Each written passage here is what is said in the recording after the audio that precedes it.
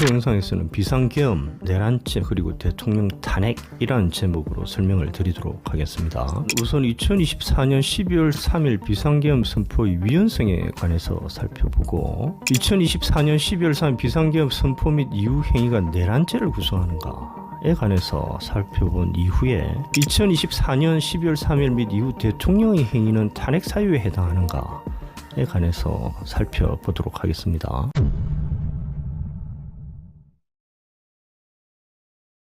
우선 2024년 12월 3일 비상계엄 선포의 위헌성에 관해서 먼저 살펴봅니다. 헌법 제77조가 규정하는 대통령의 비상계엄 발동 요건에 관해서 먼저 살펴보도록 하겠습니다. 대통령이 비상계엄을 발동하기 위해서는 크게 4가지 요건을 충족시켜야 됩니다. 첫 번째 요건, 전시, 사변 또는 이에 준하는 국가 비상 상태가 발생하여야 합니다. 상황 요건이죠. 헌법 제77조 제1항이 규정하고 있습니다.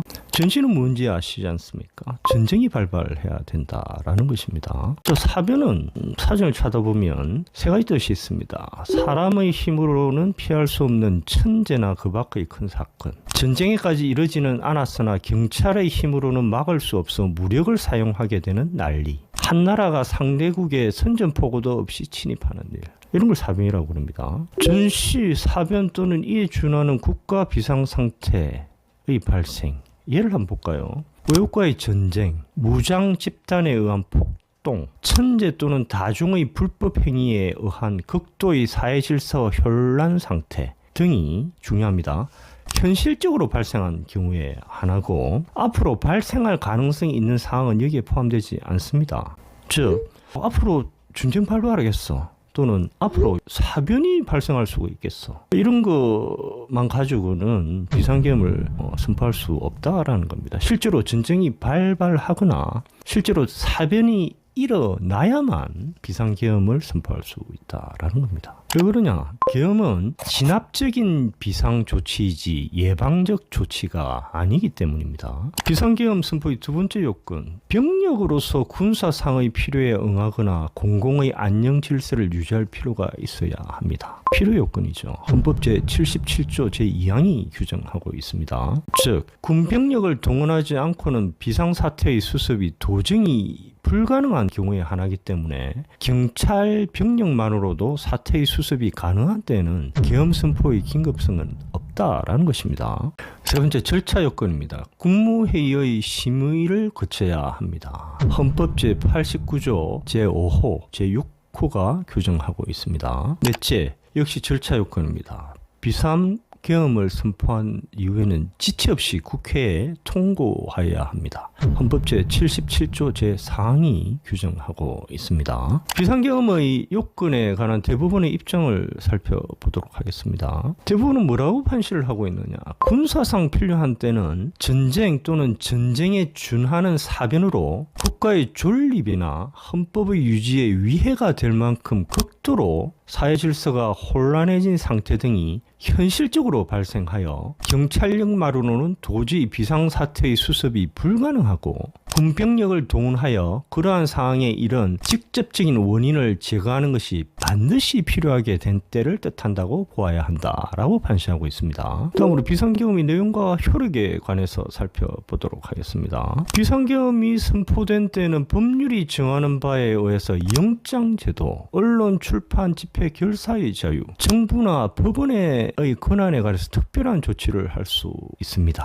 헌법 제77조 제3항이 규정하고 있습니다. 즉, 영장에 관해서 특별한 조치를 취할 수가 있고, 언론, 출판, 집회, 결사의 자유를 제한을 할 수가 있고, 정부나 법원의 권한에 관해서 특별한 조치를 할 수가 있습니다. 이에 관해서는 계엄법에 구체적으로 규정하고 있습니다. 헌법 제77조 제3항의 규정을 잘 살펴보면 국회의 권한에 관해는 그 어떠한 조치도 취할 수 없다라는 것을 알 수가 있습니다. 헌법 제77조 제3항이 왜 국회의 권한에 관하여는 그 어떠한 조치도 취할 수 없다라고 규정하고 있겠습니까? 우리나라 헌법은 선출된 권력인 대통령과 선출된 권력인 국회의 균형과 견제를 전제로 하고 있습니다. 대통령의 국가 긴급권인 비상계엄을 견제하기 위하여는 국회의 자유로운 활동이 보장되어야 되기 때문입니다. 그리고 헌법 제77조 제5항은 국회가 재직의원 과반수의 찬성으로 계엄의 해제를 요구한 때는 대통령은 이해를 해제하여야 한다라고 규정하고 있는데, 대통령이 비상계엄으로 국회의 권한에 관해서 특별한 조치를 취할 수 있다고 한다면 헌법 제77조 제5항은 무력화되기 때문이죠. 즉 대통령이 비상계엄으로 국회의 권한에 관해서 특별한 조치, 예를 들면 국회를 봉쇄해버린다든지 아니면 국회의원을 그냥 체포해버린다든지 이렇게 해버리면 헌법 제77조 제5항이 규정하는 국회가 재직의원 과반수의 찬성으로 계엄의 해제를 요구할 수가 없겠죠. 그래서 대통령이 비상계엄으로 국회의 권한에 관해서 특별한 조치를 취할 수 있다고 한다면 헌법 제77조 제5항이 무력화될 것이기 때문입니다. 그래서 비상계엄으로도 대통령은 국회의 권한에 관해서 특별한 조치를 취할 수 없다라는 것입니다. 참고로 계엄법 제13조는 계엄 시행 중 국회의원은 현행범인인 경우를 제외하고는 체포 또는 구금되지 않는다라고 규정하고 있습니다. 자, 그러면 2024년 12월 3일 비상계엄 선포의 위헌성에 관해서 살펴보도록 하겠습니다. 우선 2024년 12월 3일 당시가 전쟁 또는 전쟁에 준하는 사변으로 국가의 존립이나 헌법의 유지에 위해가 될 만큼 극도로 사회질서가 혼란해진 상태 등이 현실적으로 발생하여 경찰력만으로는 도저히 비상사태의 수습이 불가능하고 군병력을 동원하여 그러한 상황에 이런 직접적인 원인을 제거하는 것이 반드시 필요하게 된 때였습니까? 전혀 아니었죠. 그죠? 둘째, 계엄사령부 포고령 제1호 제1항은 국회의 활동을 금한다. 이상의 포고령 위반자에 대하여는 대한민국 계엄법 제9조에 의하여 영장 없이 체포, 구금, 압수수색을 할 수 있으며 계엄법 제14조에 의하여 처단한다고 규정해서 국회의 활동을 금해서 헌법 제77조 제3항 제5항을 정면으로 위반하고 있죠. 그리고 당시 실제로 경찰이 국회 근무를 봉쇄하고 특전사 등 군인들이 국회 건물에 강제적으로 진입해서 국회의 활동을 심각하게 방해했죠. 야당이 국회의 다수를 차지하고 있는 상황에서 포고령 1호에 의거 계엄의 해제를 요구하려는 국회의 활동을 금하고 이를 위반하는 국회의원을 현행범 체포함으로써 헌법 제77조 제5항을 무력화하려는 시도로 추정이 된다라는 것입니다. 그리고 대통령은 비상계엄 선포를 하고도 국회에 통고하지 않았죠. 결론적으로 2024년 12월 3일자 대통령의 비상계엄 선포는 헌법 제77조 제1항, 제3항에서 제5항을 정면으로 위반하여 위헌이고 따라서 무효라고 할 수 있습니다. 다음으로 2024년 12월 3일 비상계엄 선포 및 이후 행위가 내란죄를 구성하는가에 관해서 살펴보도록 하겠습니다. 내란죄는 폭동에 의하여 불법으로 국가 조직의 기본 제도를 파괴함으로써 국가의 존립을 위태롭게 하는 것을 내용으로 하는 범죄입니다. 내란죄는 위헌범입니다. 즉 국가 조직의 기본 제도가 파괴되어야 성립하는 범죄가 아니고 국가 조직의 기본 제도가 파괴될 위험이 발생해도 성립하는 범죄라는 것입니다. 내란죄를 왜 위헌범으로 규정하고 있느냐? 쿠데타나 내란, 혁명이 성공하는 경우를 한번 생각해 보십시오. 그것은 기존에 존재하던 국가의 통치 조직을 폐지하고 그 자리에 새로운 통치 조직이나 새로운 정치 체제를 구성하게 되는 경우죠. 그래서 국가의 정치적 기본 조직과 통치 조직의 파괴라는 국가적 법익의 침해가 완성이 되어버리죠. 근데 이와 같이 법익의 침해가 완성된 이후에는 내란 행위는 이미 기존의 국가 또는 국가의 존립을 보장하는 형법의 규정을 초월하게 돼서 사실상 처벌이 불가능하게 되므로 내란의 죄를 위헌범으로 규정하고 있는 것입니다. 다음으로 내란죄의 구성 요건에 관해서 살펴보도록 하겠습니다. 형법 제87조는 국토를 참절하거나 국헌을 문란할 목적으로 폭동한 자, 이렇게 내란죄에 대해서 규정하고 있습니다. 자, 구체적인 구성 요건을 볼까요? 구성 요건은 주관적 구성 요건과 객관적 구성 요건이 있습니다. 우선 주관적 구성 요건은 국토를 참절하거나 국헌을 문란할 목적이 있어야 됩니다. 목적범입니다. 국토를 참절할 목적. 말이 어렵죠. 근데 이 사건과는 관계없습니다. 대한민국 영토 주권이 전부 또는 일부를 배제할 목적. 자, 이 사건과 관련되는 것은 국헌을 문란할 목적입니다. 국헌을 문란할 목적이 무엇인가에 관해서는 형법 제91조가 규정하고 있습니다. 형법 제91조는 국헌 문란의 정의라는 제하에서 본장에서 국헌을 문란할 목적이라 하면 다음 각호의 일에 해당함을 말한다. 1. 헌법조는 법률에 정한 절차에 의하지 아니하고 헌법조는 법률의 기능을 소멸시키는 것. 이 헌법에 의하여 설치된 국가기관을 강압에 의하여 전복 또는 그 권능 행사를 불가능하게 하는 것, 이렇게 규정하고 있습니다. 1호나 2호나 거의 동일한 내용이다라고 설명을 하고 있는데, 대부분은 2호의 헌법에 의하여 설치된 국가기관을 강압에 의하여 그 권능 행사를 불가능하게 하는 것에 관해서 12.12.5.18 사건에서 권능 행사를 불가능하게 하는 것은 그 기관을 제도적으로 영구히 폐지하는 경우뿐만이 아니라 사실상 상당 기간 기능을 제대로 할 수 없게 만드는 경우를 포함한다. 이렇게 판시를 하고 있습니다. 그리고 대부분은 목적은 확정적 인식임을 요하지 아니하며 다만 미필적 인식이 있으면 족하다라고도 판시를 하고 있습니다.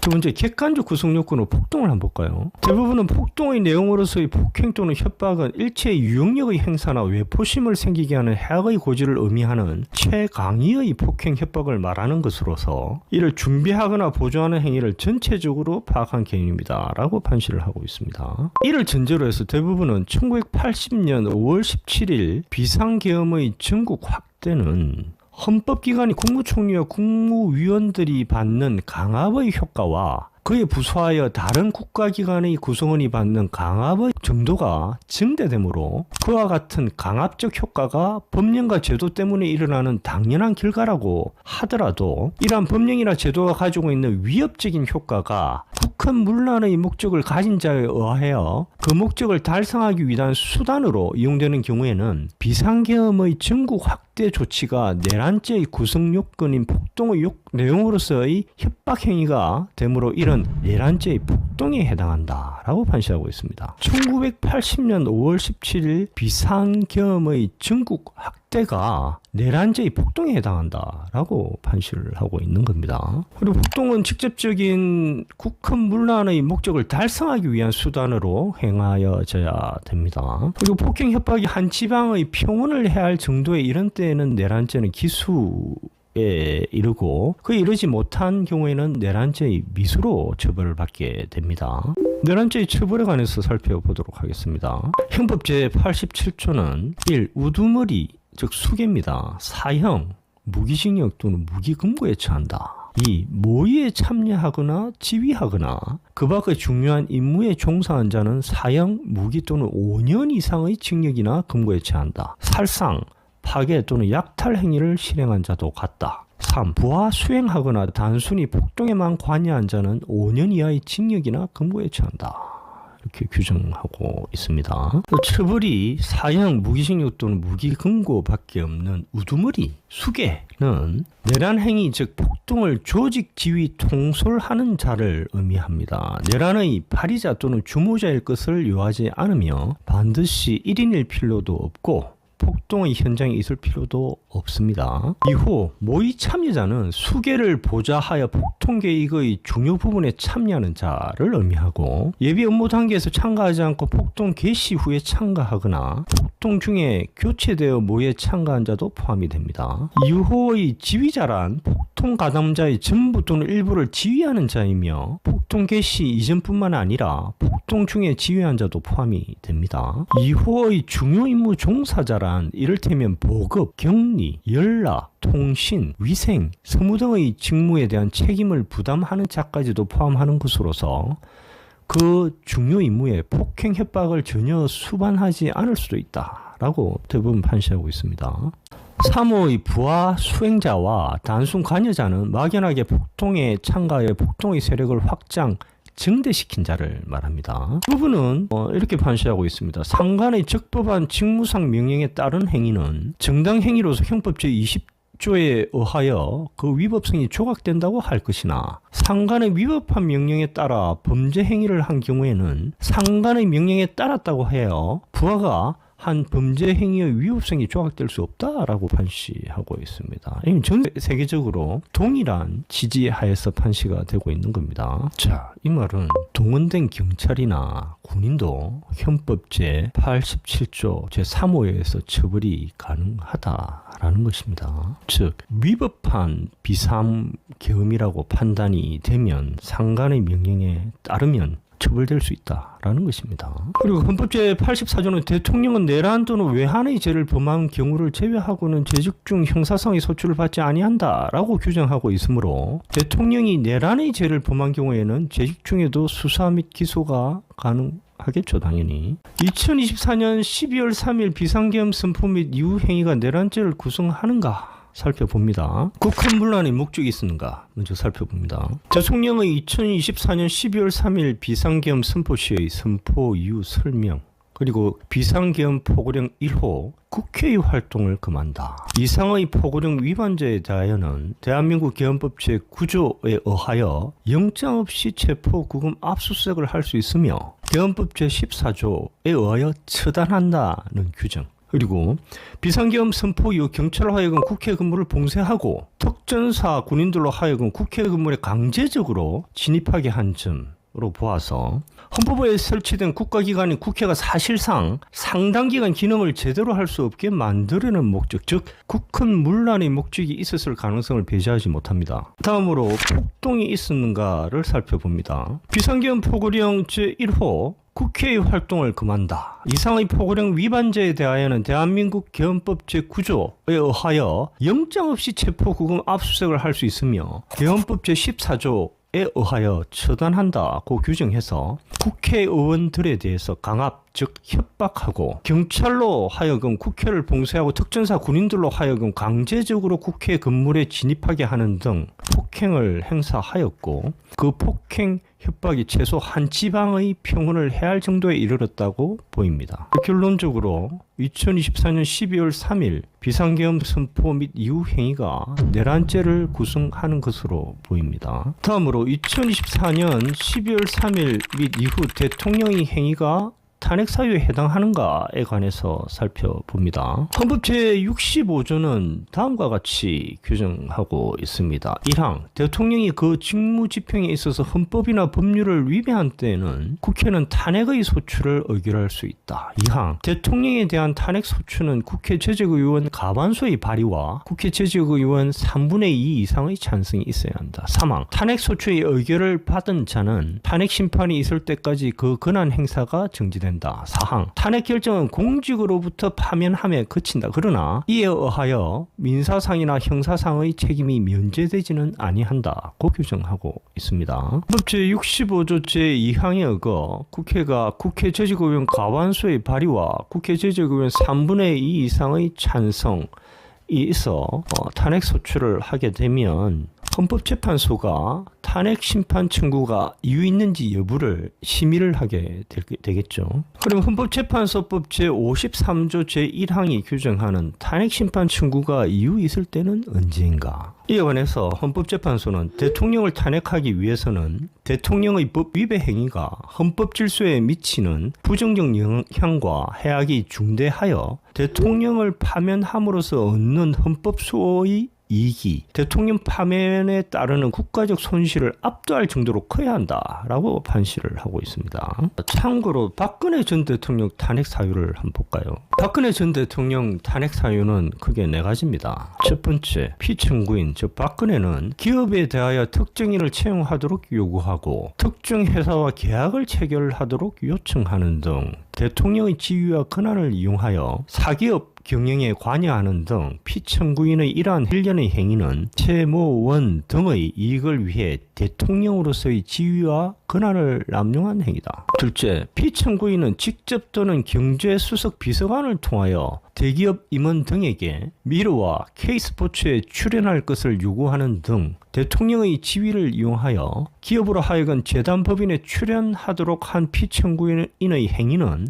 해당 기업의 재산권 및 기업 경영의 자유를 침해했다. 피청구인의 지시와 묵인에 따라 채무원에게 많은 문건이 유출되었고 여기에는 대통령의 일정, 외교, 인사, 정책 등에 관한 내용이 포함되어 있는데 이와 같은 문건이 유출되도록 지시 또는 방치한 행위는 국가공무원법 제60조의 비밀 엄수 의무를 위반한 행위다. 넷째, 피청구인은 자신의 헌법과 법률 위배 행위에 대하여 국민의 신뢰를 회복하고자 하는 노력을 하는 대신 국민을 상대로 진실성 없는 사과를 하고 국민에게 한 약속도 지키지 않았다. 대통령의 이러한 언행에서 국민이 대통령에게 기대하는 분명한 헌법 수호의 의지를 찾을 수가 없었다. 그러므로 피청구인 박근혜에 대한 탄핵 심판 청구는 이유가 있다라고 결정을 한 것입니다. 그러면 대통령의 2024년 12월 3일 비상계엄 선포 및 이후 행위가 탄핵 사유가 되는가에 관해서 살펴보도록 하겠습니다.